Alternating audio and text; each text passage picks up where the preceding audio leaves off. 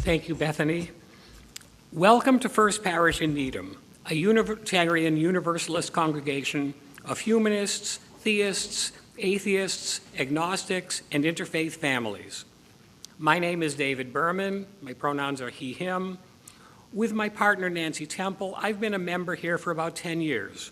We were attracted to First Parish by a sense of community, expressed especially in our small group ministries. You've already heard from our guest musician, Bethany Aiken, and leading our service today will be Reverend Joanna Lubkin, who joins us again as our summer minister for pastoral care. Reverend Joe has served as Minister for Lifespan Learning at the UU Area Church in Sherburne. She's a song leader, community organizer, and the worship arts lead at the Sanctuary, Boston. Her continuing path of pluralistic, multi-faith spirituality brings her back to study this fall at Hebrew College Rabbinical School, returning to a program she began in 2010. You can learn more about all that's happening at First Parish by going to our website, uuneedham.org, where you can sign up for our weekly email newsletter. You can also follow us on social media. On that note, we at First Parish are glad you are joining us. Welcome, and stay for the coffee hour, which will be in this very room, and Judy Hadrick will be leading us in a sing-along in honor of the 4th of July.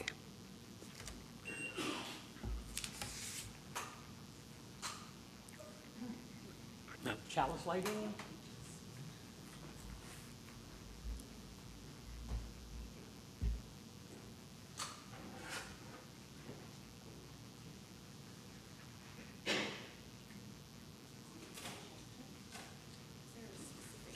You have to hold it at the bottom. Good morning. Your microphones are tricky here. I'm so glad to be with you again. I neglected to include in my introduction an introduction to the assistant to the minister, service dog Sully, who's asleep on the floor. He'll be off duty during coffee hour for those who would like to greet him as a dog who loves to greet people. For now, he'll snore over there. On this long weekend where we're celebrating Independence Day, we'll also be exploring interdependence. And our chalice lighting words from author and Holocaust survivor Elie Wiesel speak to that sense of interdependence. What then is sanctuary? The sanctuary is often something very small. Not a grandiose gesture, but a small gesture toward alleviating human suffering and preventing humiliation. The sanctuary is a human being. Sanctuary is a dream. And that is why you are here, and that is why I am here. We are here because of each other. We are, in truth, each other's shelter. Welcome to worship. You're going to introduce the opening hymn? Oh, the covenant. Please remain seated and join me in reading our covenant. We gather as a loving community to encourage and comfort one another. We gather as a diverse community to support each other in our search for spiritual truth. We gather as a service community to live our beliefs through action and care for our world. Our first hymn this morning is one I'm going to teach you. It's not, at least not yet, in our hymnal. Maybe it'll be in the digital one that's forthcoming. It's the chorus of a song called In the Shelter of Each Other, written by Reggie and Kim Harris. The chorus is all call and response, so it makes for a really lovely hymn. So I'll sing a line and invite you to sing it back to me, and after we've done it a time or two, Bethany will join in. But could I just make sure I'm in the right key? Great. So I'll sing a line, you sing it back. You do have the words in there, but it's exactly the same words I'll say.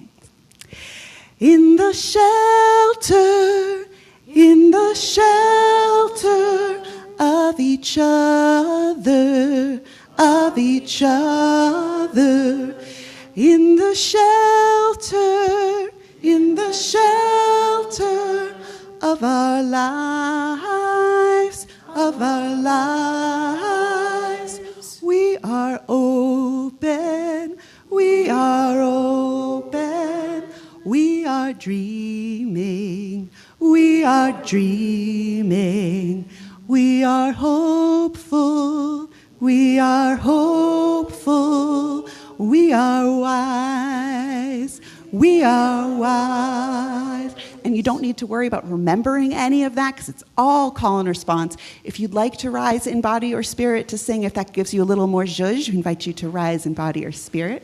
If you'll help us bring in some energy, and if you want, add some harmonies. In the shelter of each other, in the shelter of our lives, we are open, we are open, we are dreaming, we are dreaming, we are hopeful, we are hopeful, we are wise, we are wise. In the shelter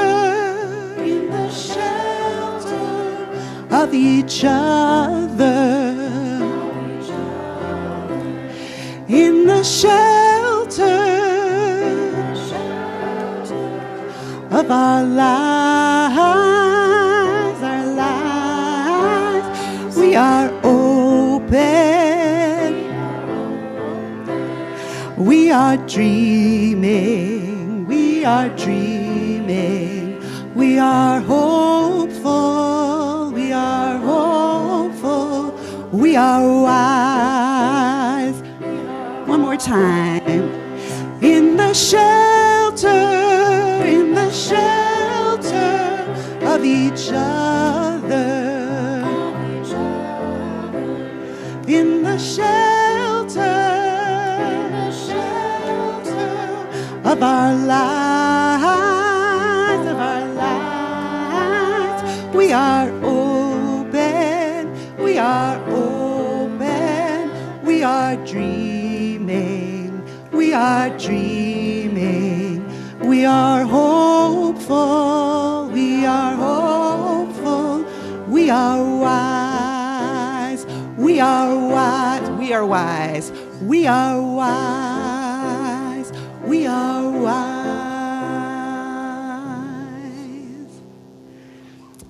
Beautiful. You're invited to be seated if you'd like.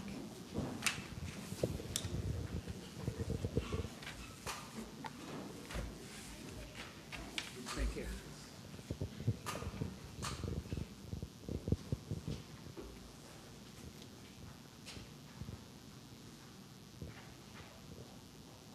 No. Yes, it's on. This is the time in our service to share the milestones of our lives with one another. If you are here with us in Parish Hall, please come forward, give us your name and pronouns, drop a stone in the water, and share what is on your heart this morning. If you're watching online in real time, you may share your joy or concern in the chat box. Since we're live streaming this service to YouTube, we cannot guarantee the privacy of your words, but you may contact our Pastoral Care Associate of the Week, Rick Vincent, to speak in a more private setting, or write a note to be included in our Book of Life, or you can reach out to the Pastoral Care team by email at pastoralcare@uuneedham.org. So please come forward.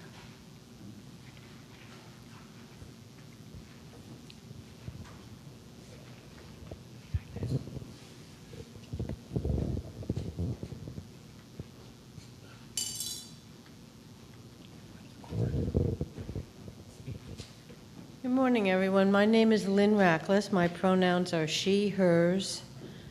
I'm dropping this stone in the water, lighting a candle in my heart of concern for my son, who has had a rough couple years struggling with mental health issues and was on the path to recovery, and then the other day was in a car accident. Nobody was hurt, but his car was smushed. And so one doesn't know what the future holds, and please hold him in your heart. Thank you.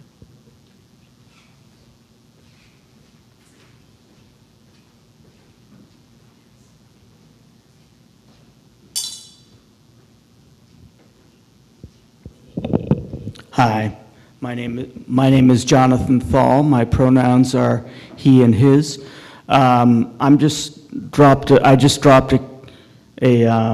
stone in the water to commemorate the life of my dear friend Melissa Myers, who passed away Tuesday before last. And I went to her funeral on this Monday, and just to, she will be missed, and she will be remembered, and I miss her already.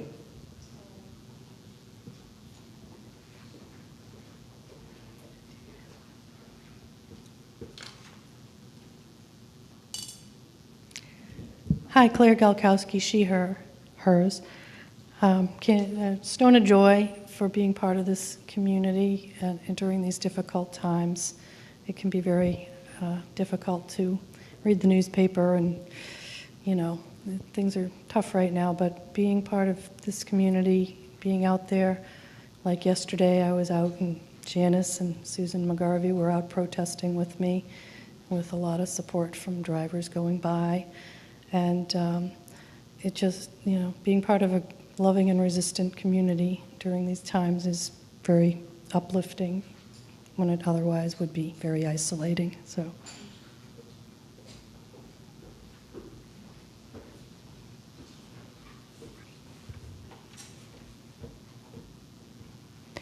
I'm Judy Hadrick, and my pronouns are she and hers, and I'm putting a stone in the water for my dear friend Paul, who has been struggling for quite a few years now with severe depression, and it doesn't seem to be getting any better, and it's just a very sad situation, and all of us neighbors are attempting to support him in the best ways we can. But I want you to keep him in your prayers and thoughts.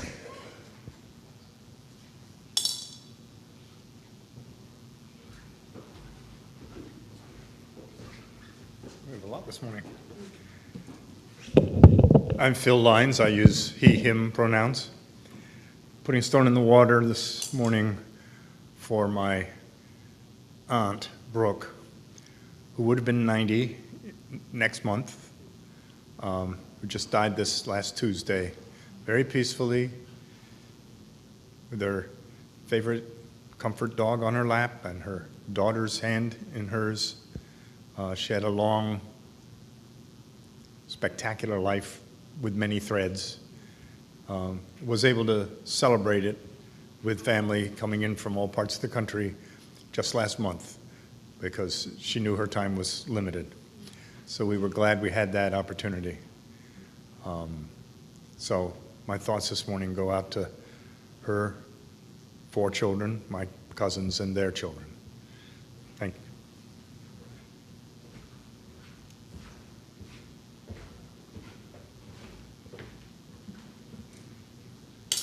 My name is Bernardo Almond, and my pronouns are he, him. And I am just wanted to celebrate my wife. She volunteers every year at Camp Jabberwocky, which is a camp for kids with disabilities, like in Martha's Vineyard. She's the volunteer medical director. This year, she's joined by my son, who's 10. I don't know how much he's volunteering and how much he's just camping, but that she's doing a great job there.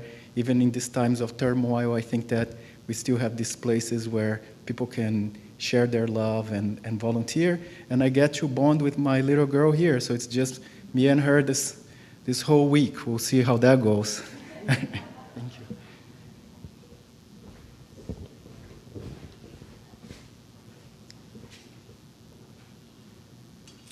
Good morning. Wendy Blum, she, hers. I am putting this stone in the water because of the death of my father's wife, Bonnie Zeman, who passed away a couple weeks ago. And although I have many mixed emotions around her, she was still a very big part of my life for many years. I'll add a few if you drop them for me. Thank you. Joanna Lebkin, she, her. Yesterday, I was privileged to join some folks from First Parish at the cemetery in West Roxbury to honor Carl Hines, who I know is a beloved member here, and that earlier this year you'd had a small ceremony in the memorial garden here. This was a small gathering to commit his ashes where he wished right by his parents. So I bring the love of, bless you, from that gathering. So much was spoken about his care for this congregation, how much it meant to him. So I give thanks for that. If we would drop a stone of prayer and grief for all those affected by the flash flooding in Texas. Your mention of camp made me think of how terrified and heartbroken anybody with kids at the summer camps in that area must be. I heard from a friend of mine that even with kids at camp in a completely different part of the country, you risk your heart every time you send them away, and just sending prayers for everybody impacted there.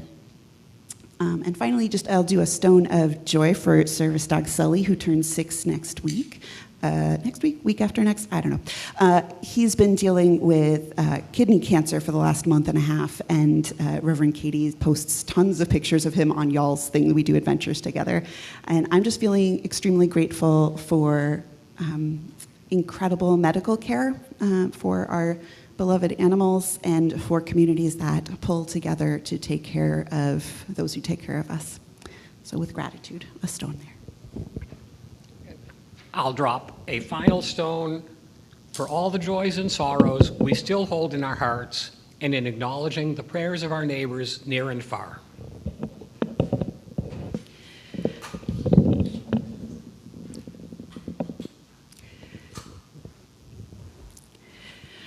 And I'll invite us into a time of prayer or meditation. So if you'd like to settle into whatever prayerful, contemplative posture works best for you, maybe take a more conscious breath.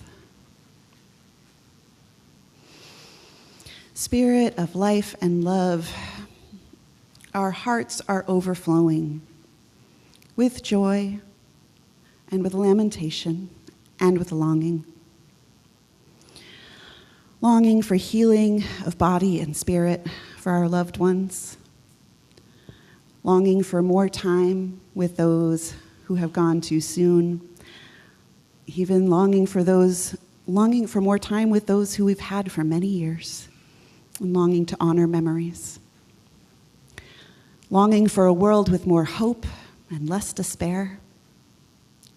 Longing for a life of more connection and less isolation.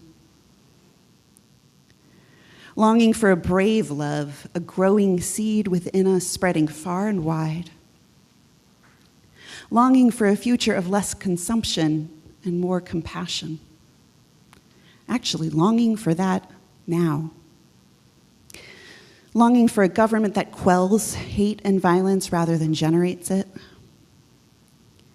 Longing for a government that speaks truth. Longing for a nation that acknowledges its injustices and works to make them right. Longing for a present with each of us doing what is ours to do to resist racism and all forms of systemic oppression. Longing for companions to give us courage, that we might be those people these times required to bring about beloved community, and giving gratitude for those companions who have given us courage. In the circle of care and compassion, we hold in our hearts all of those who have shared their joys with us. For each shared joy is a form of nourishment for all of us. In the circle of compassion, we witness those who have shared their sorrows with us. For each shared sorrow touches our hearts, and we accept the call to lighten the burdens of our friends. In these next few moments of shared stillness, let our hearts pray or speak the prayers that only they know until we come back together again.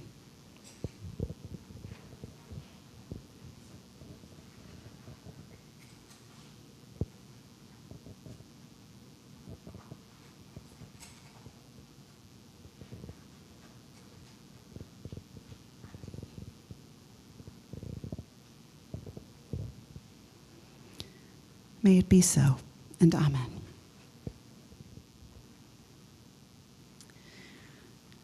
Our reading today is a fun story called The Back Scratcher by David Bumbaugh. He writes, "The fall from grace, the great disruption of primordial order, the original sin, had nothing to do with eating apples or talking to snakes. The instrument of our fall was a wooden back scratcher.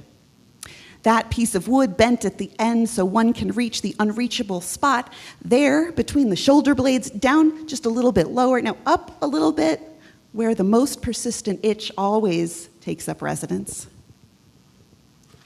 Before the back scratcher, before that simple infernal device, we, like all our primate kin, depended on others to do for us what we could not do for ourselves. You scratch your back? Nope. You scratch my back? I'll scratch yours.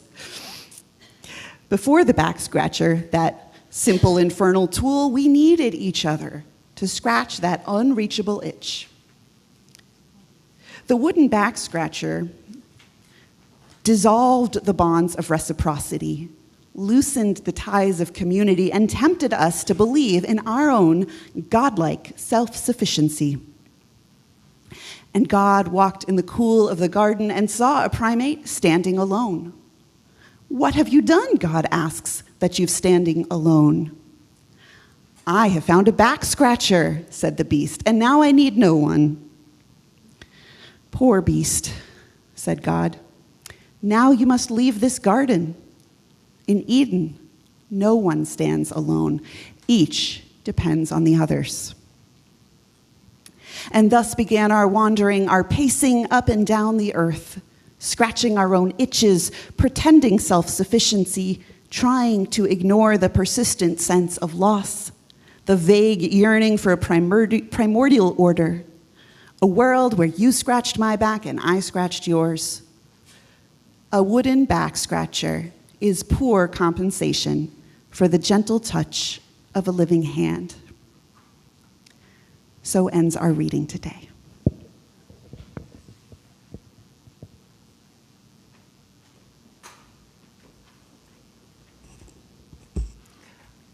This is the time in our service when we, the modern stewards of this church, offer to give what we can to build and sustain the world we envision.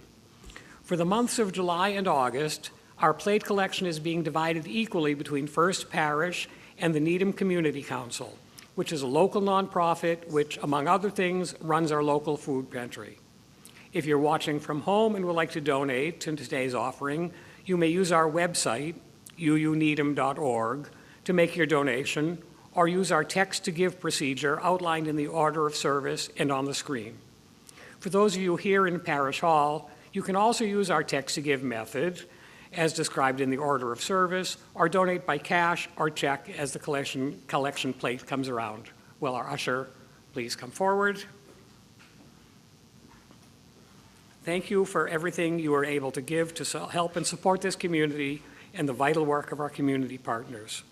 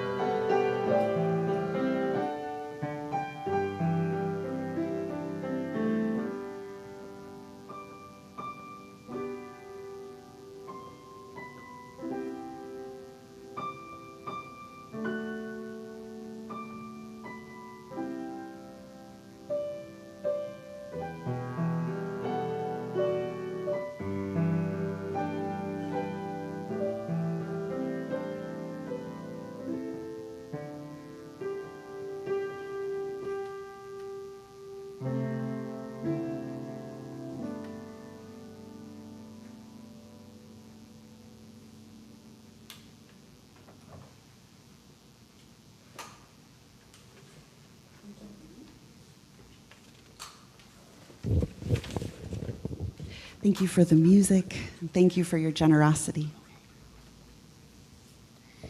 Just realizing that I'm hoping that folks online can see me if I'm to the side of the pulpit. Somebody let me know if I need to figure something else out.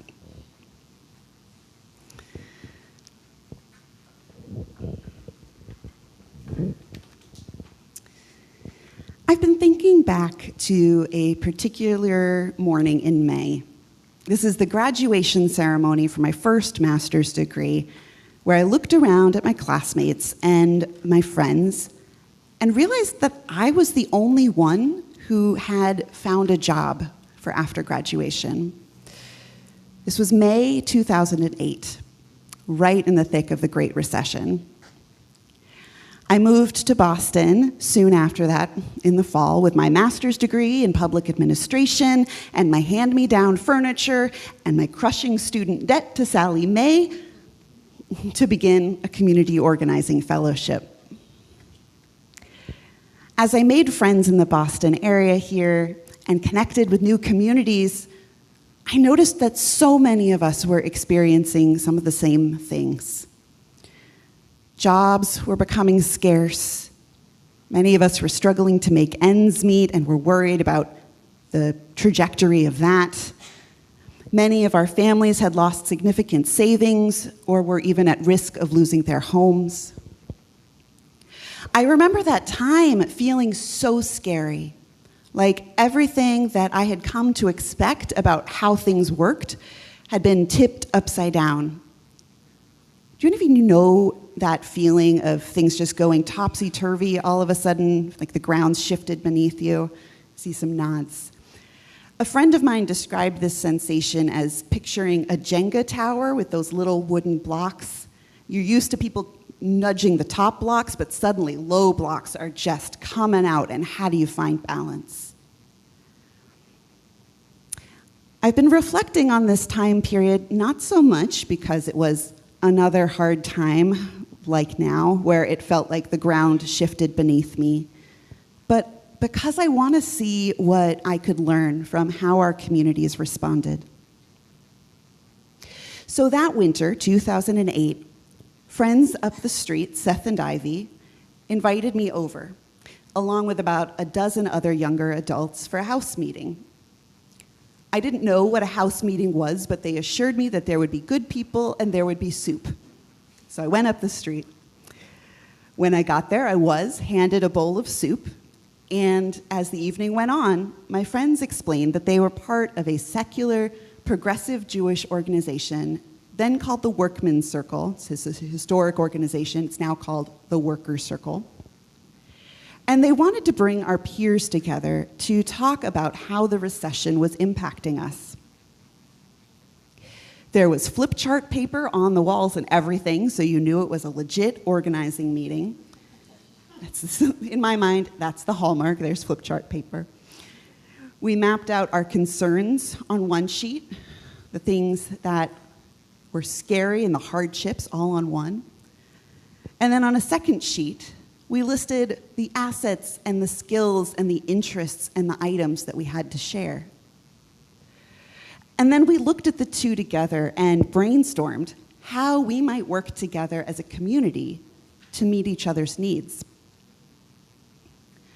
One of the things that we saw was people had listed a need for free or inexpensive things to do for fun, that they needed a feeling of connection to a community that gave them hope and helped counter the loneliness that they were feeling, and they needed practical ways to learn new skills for a new kind of life. Out of that grew a series of Skillshare events.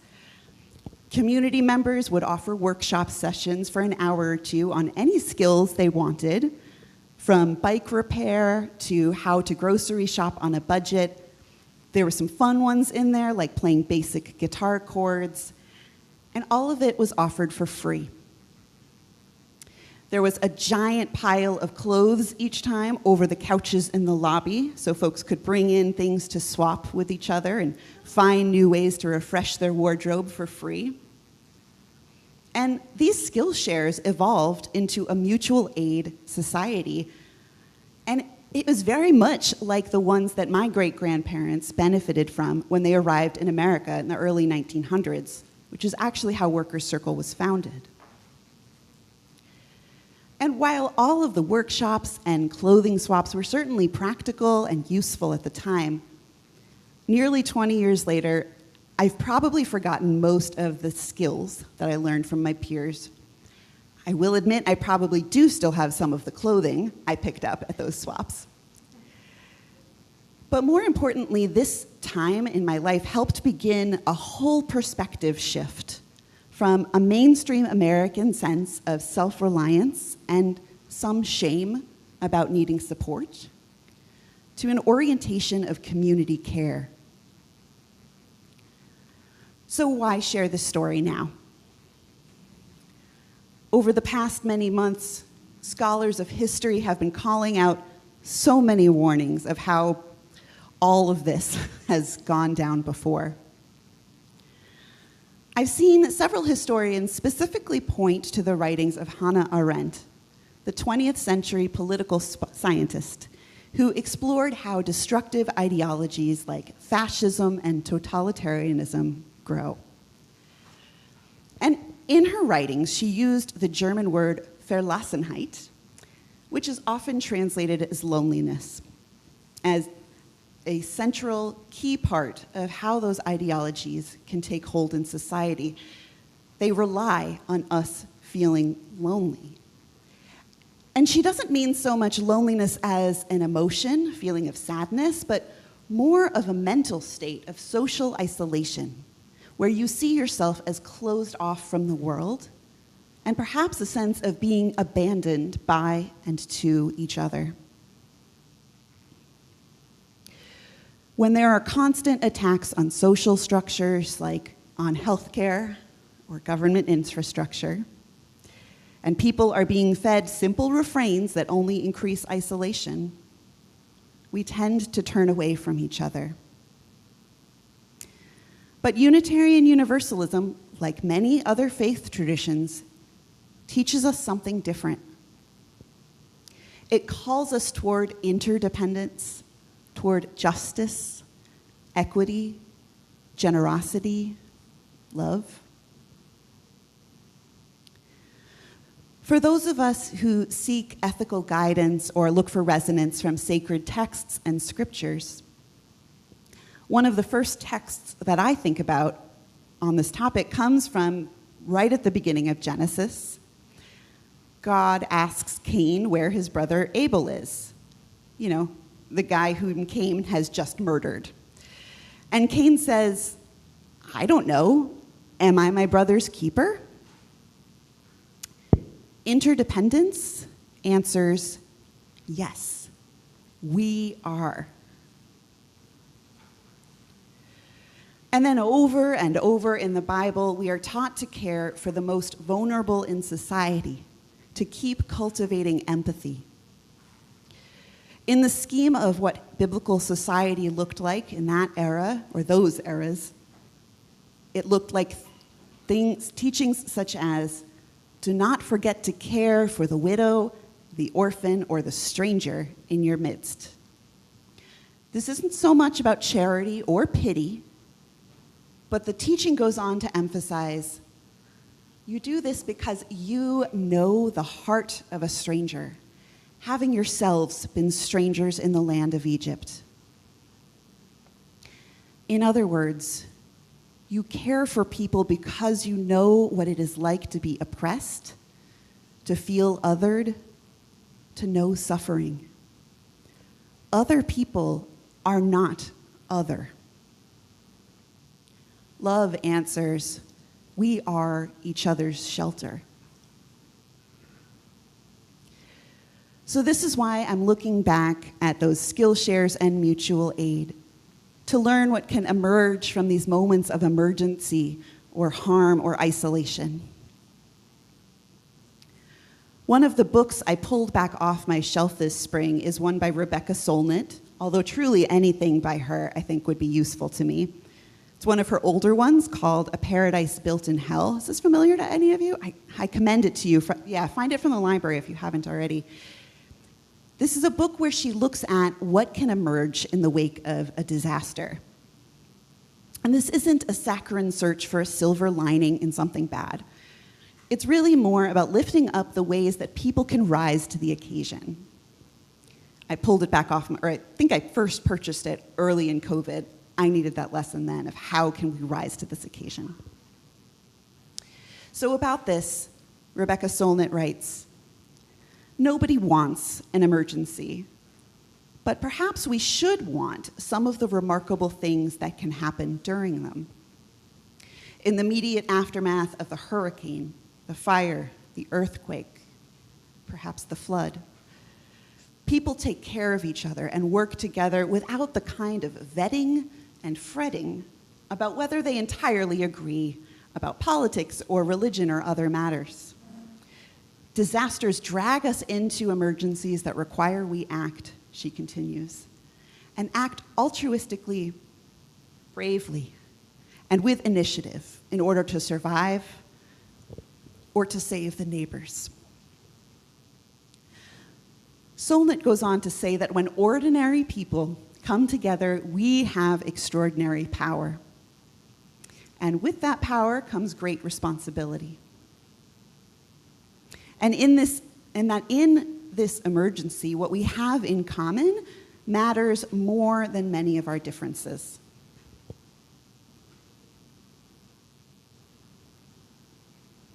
And I appreciate that she clarifies that she's not talking about some unity that washes over harm that has been caused. She's very definitely not saying you need to be nice to the gender fundamentalist who's actively trying to harm our trans family. But she might say, we could be nice to the well-intentioned person who's not up on gender terminology and theory and help them to learn and do better.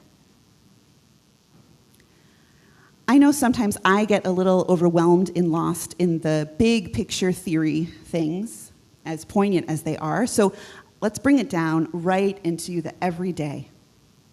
I love when I can start with a simple, close-to-home set of steps. Author and coach Danielle Bayer Jackson created this gorgeous list of things she calls communal acts. These are tangible, actionable things that we can do to start feeling like we're a part of something greater than ourselves, and to collectively start restoring a sense of community. I know many of us are engaged in this work, so it may not be a start. It may be a source of nourishment to keep continuing. So I invite you to try these out with me.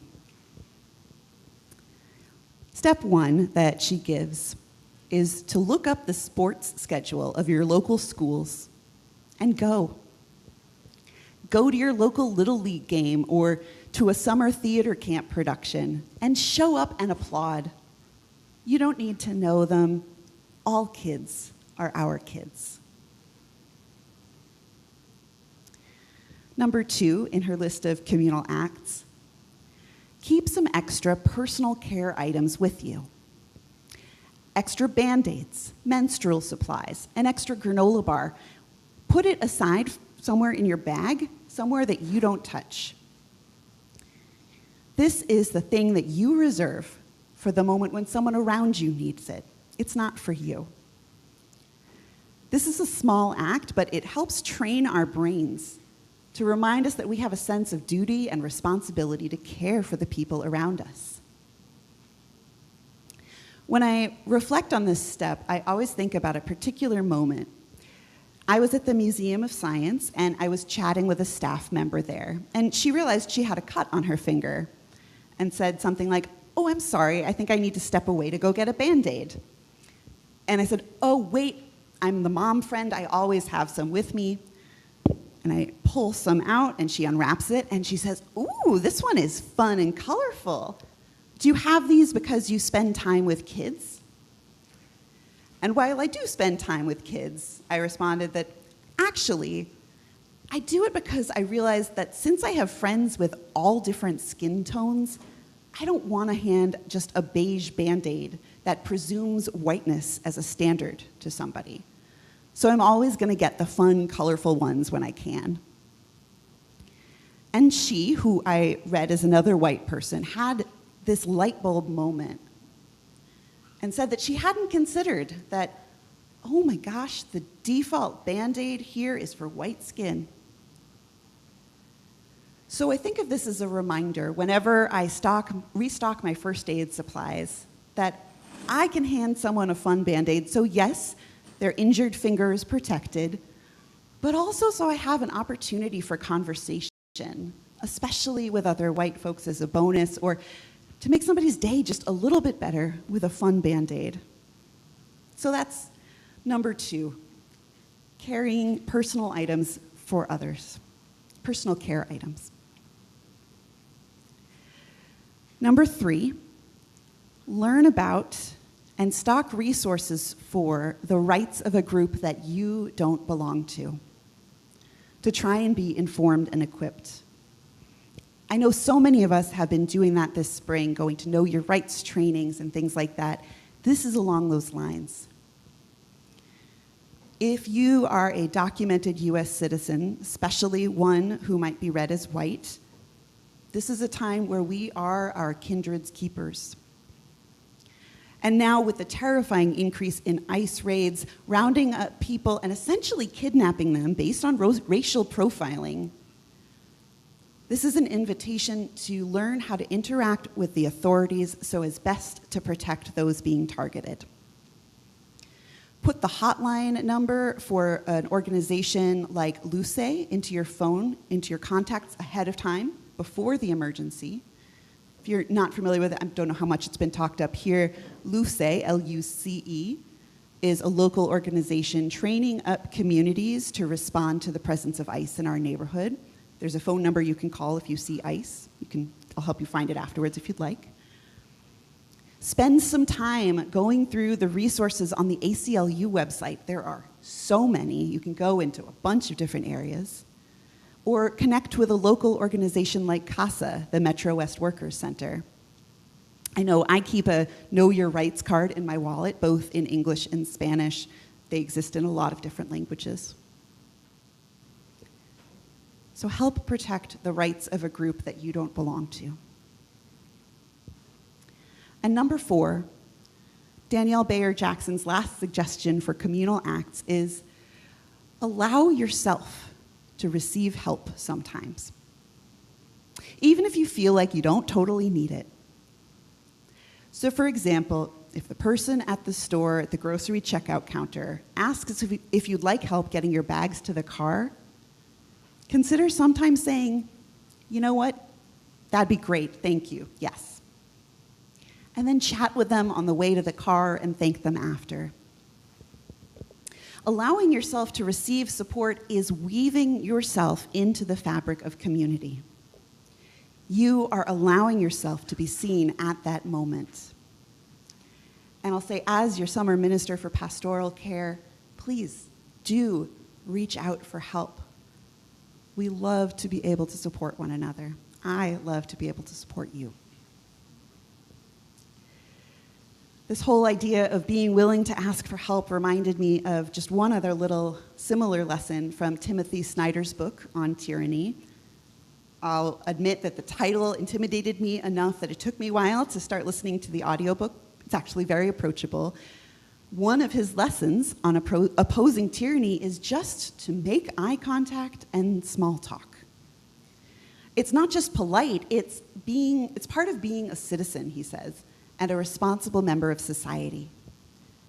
And it's also a way, he says, to stay in touch with your surroundings, to break down social barriers, and to understand who we should and maybe should not trust.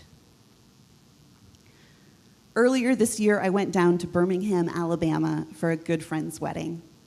And without exception, every single person I passed or interacted with who was from there made eye contact with me and spoke kindly.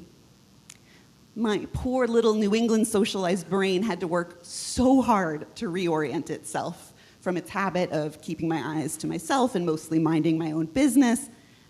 But it did reorient me just in that one weekend.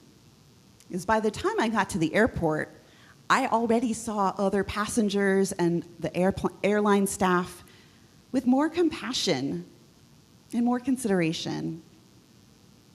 And since that trip, I've been trying it on more as a conscious practice, whether I'm out walking my dog, I'm passing someone in the aisle of a store. I try and send some friendly energy their way in whatever way feels appropriate and safe enough for me at that time, whether smiling or saying hi or offering a genuine compliment. And look, I admit that some of you extroverts might do this by default, and this is not a lesson for you. For some of us, this may be a choice we have to make. I invite us to choose it again and again. One more caveat that, yes, it is absolutely a good idea, especially in times like this, to build pods of people, teams of folks that you know you can trust, with whom you can make safety plans and commit to taking care of each other, especially if you or they hold identities that are being targeted. Please take care of yourselves and each other. And the more that we are willing to see and connect with the people around us, the more we can build up our empathy muscles, strengthen them up, and the more we know one another as kindred, as family. Like the immigration justice organization Beyond Boston says, we fight for one another like family because we are. Or to quote one of my favorite posters with gorgeous art from Michael Besant, we all belong here. We will defend one another. I could even quote the poster that in my mind hangs next to it on my wall, a gorgeous piece of art with a quote from Hank Green. No one changes the world alone, and no one doesn't change it. So my friends, in times like this, perhaps, when it feels like the ground is shifting beneath us, or in the moments when it feels like the low Jenga block is yanked out from the tower, it's time to reach out to one another to help find a sense of balance. Because interdependence teaches us that, yes, we are our brother and our kindred's keepers. Because love says, yes, we are each other's shelter. May we take shelter in one another. So may it be. And with this, I invite us to share our unison chalice extinguishing, I believe. Yes, that's next? Good, okay. Words by Reverend Elizabeth Sella Jones. I invite you to join in saying them as David extinguishes our chalice. We extinguish this flame, but not the light of truth, the warmth of community, nor the fire of commitment. These we carry in our hearts until we are together again. Our benediction today is from the poet Adrian Rich, which will be followed. We have a closing hymn. This is what happens when I draw arrows in my script because I mess something up, is I miss it. I like this closing hymn, so I'm glad you reminded me.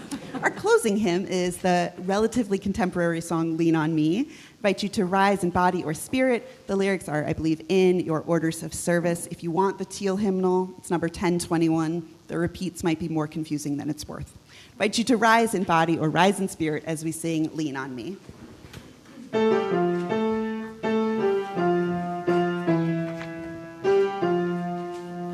Sometimes in our lives, we all have pain, we all have sorrow.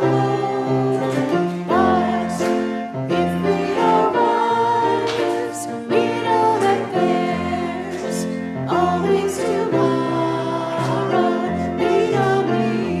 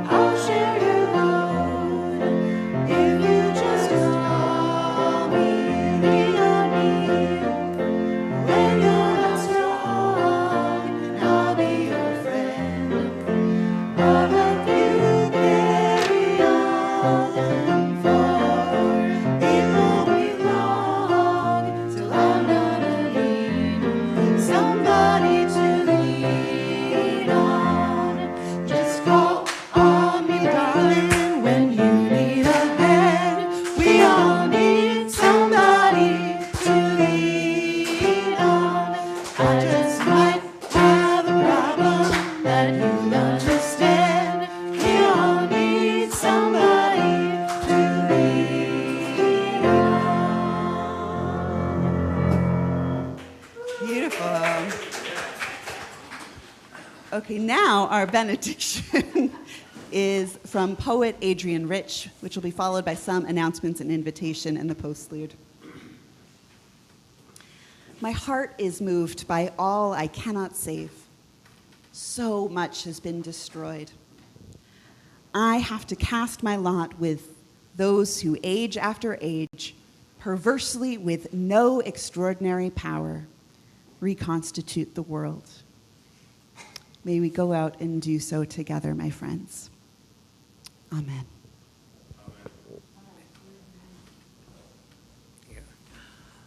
Before social hour, which will be right here, and Judy Hadrick will be leading us in seasonal songs for the 4th, we remember that we are gathered today on the occupied territory of the Massachusetts and Pawtucket peoples, who have stewarded this land for generations, and that our early church financially benefited from our minister and members enslaving African adults and children.